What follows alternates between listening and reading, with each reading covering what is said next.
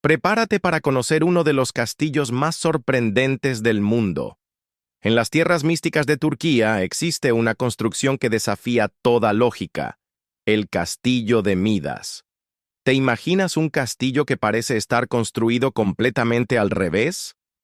Esta impresionante estructura arqueológica ha dejado boquiabiertos a visitantes y expertos durante siglos. A primera vista, parece que alguien hubiera tomado un castillo normal y lo hubiera volteado, pero no es así. Su peculiar diseño tiene una historia fascinante detrás. Lo más asombroso es que esta maravilla arquitectónica no es producto de un error de construcción, sino de un ingenioso diseño que ha perdurado a través del tiempo.